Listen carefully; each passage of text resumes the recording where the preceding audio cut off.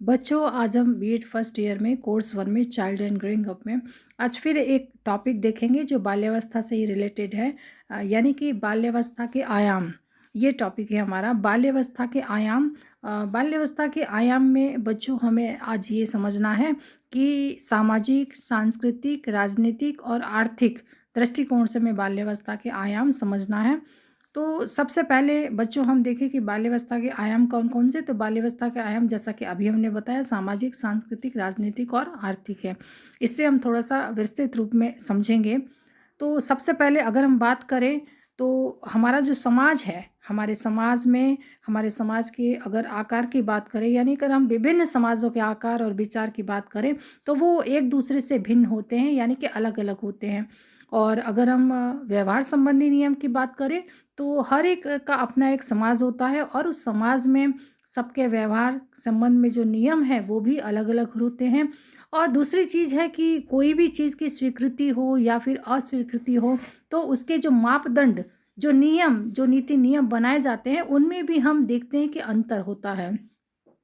तो हम ये समझ सकते हैं कि यहाँ पर जो हमारा समाज है, यानी कि जो हमारा अलग-अलग समाज है, वो अलग-अलग प्रकार के जो भी रीति है, प्रथा है या हम कह सकते हैं कानून है, धर्म है और जो भी अपने समाज की परंपराएँ हैं, उन सब का पालन करते हैं। और उसी के अंतर्गत जो भी होता है तो अपनी इन सभी विशेषताओं के साथ अपने बच्चों का भी पालन-पोषण करते हैं। और जो भी उनका व्यवहार होता है, यानी बालकों का जो व्यवहार होता है वही उसे नियंत्रित भी करता है।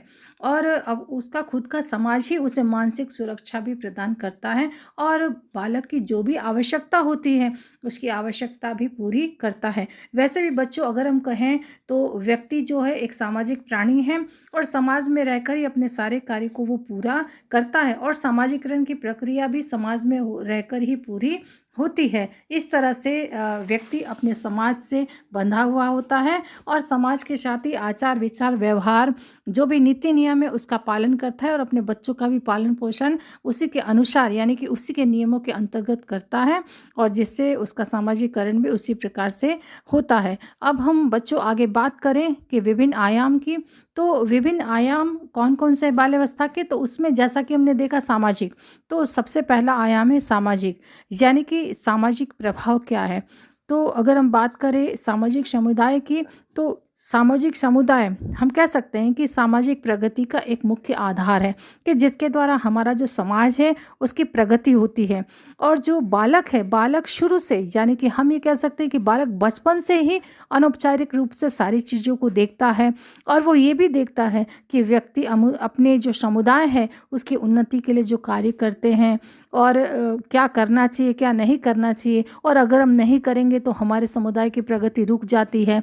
तो और दूसरी तरफ अगर हम देखें तो समाज में, यानी कि समुदाय में समय-समय पर मेले होते हैं, उत्सव होते हैं, सम्मेलन होते हैं और जो भी धार्मिक कार्यक्रम होते हैं, तो इन सबको बालक अपनी आँखों से देखता है और देखता ही नहीं है, बालक इसमें भाग भी लेता है और सामाजिक जीवन, सामाजिक सेवा का व्यावहारिक ज्ञान भी प्राप्त करता है।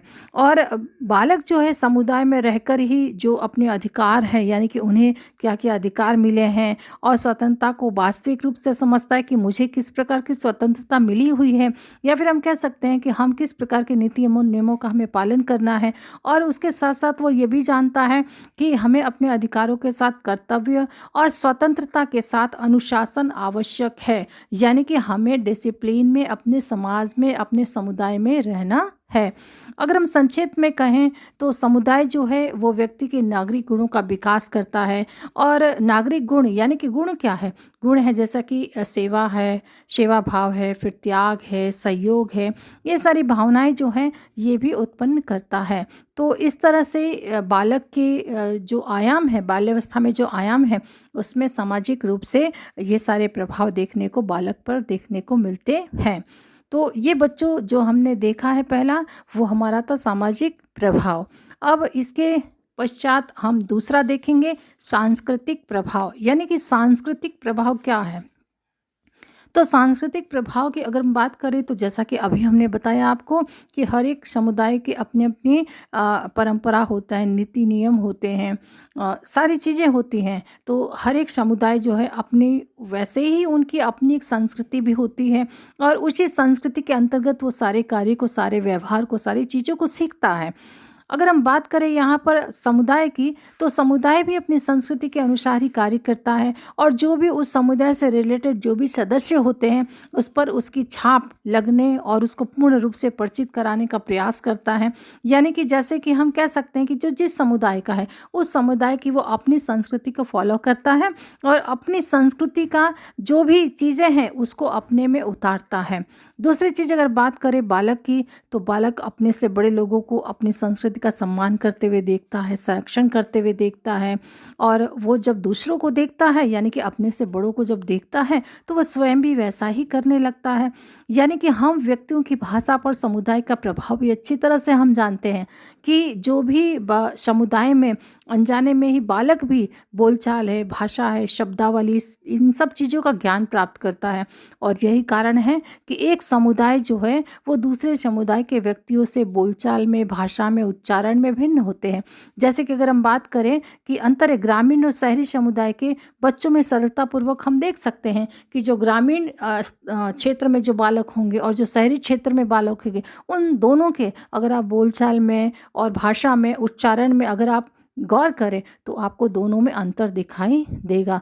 दूसरी, वैसे भी जनरली अगर हम देखते हैं कि एक स्टेट है, दूसरा स्टेट है, अगर वो भी जब चेंज हो जाता है तो एक टोन, जो हमारे लैंग्वेज का एक टोन होता है, वो भी हम देखते हैं कि चेंज देखने को मिलता है। जो बहुत नॉलेज वाला रहता है वो तुरंत बोलता है कि आप यहाँ के हैं क्या, इसका मतलब क्या है। ये जो अंतर है, ये अंतर ही समझिए सांस्कृतिक आयाम है, क्योंकि समुदाय जो है अपनी संस्कृति को फॉलो करता है और उसके अंतर्गत जो भी चीज़ें हैं उसे वो सीखता है और जानता है और समझता है।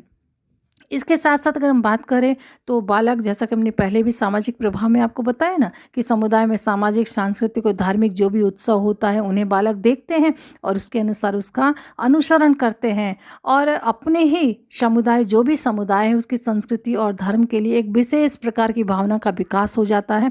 वो एक नहीं, हर एक समुदाय में जो बालक है उनमें अपनी-अपनी संस्कृति के प्रति एक लगाव हो जाता है, एक भावना का विकास होता है। अंततः जब बालक पहली बार विद्यालय में आता है तो उसमें भाषा, धर्म, नैतिकता की कुछ विशेषताएं और संस्कृति को बताती। यानी कि जब बालक विद्यालय आता है तो आप देखकर ये समझ सकते हैं कि ये किस संस्कृति से बिलोंग करता है या फिर ये किस समुदाय से। क्यों?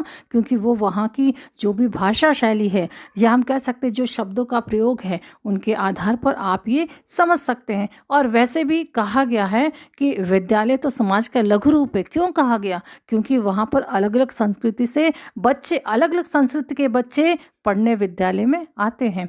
तो इस प्रकार से बच्चों, ये हमारा जो था ये सांस्कृतिक आयाम था। अब हम इसके आगे देखेंगे राजनीतिक। तो राजनीतिक आयाम क्या है? तो राजनीतिक आयाम की बात करें तो राजनीतिक आयाम में बहुत डिटेल नहीं, एक संक्षेप में थोड़ा सा उदाहरण के साथ समझा देंगे कि क्रो ने लिखा है कि समुदाय की राजनीतिक विचारधारा उस सीमा तक प्रतिबिंबित होती है जहां तक उसके सदस्यों को शैक्षिक अवसर प्रदान किए जाते हैं और उसके राजनीतिक नेता नागरिकों की शैक्षिक प्रगति के लिए उत्तरदायित्व ग्रहण करते हैं।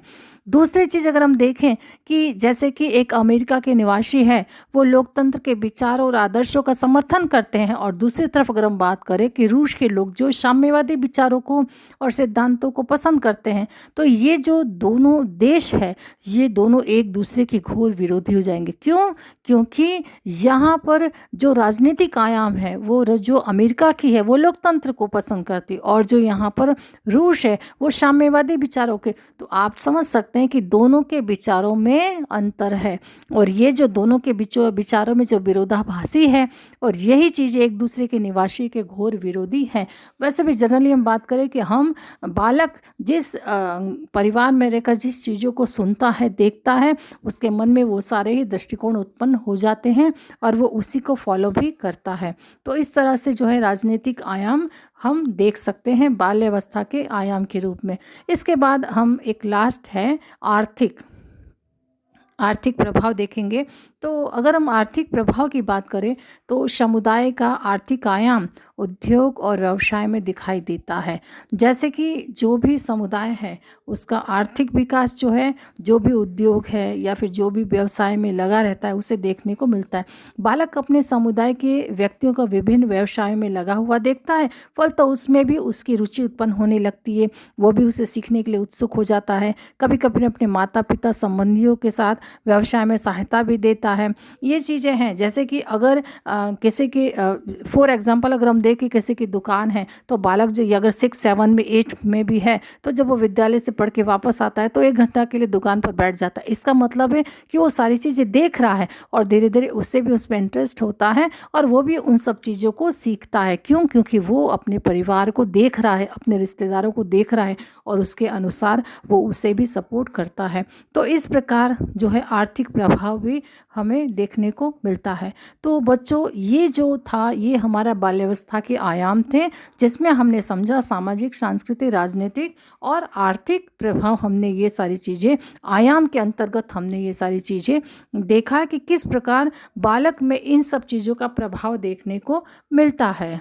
तो बच्चों, इसे आप ध्यान से सुनिए। अगर कहीं आपको समस्या है तो आप कमेंट बॉक्स में ज़रूर लिखिए और जो भी कन्फ्यूज़न होगा हम उसका सॉल्यूशन निकाल कर और उसका वीडियो अपलोड करेंगे।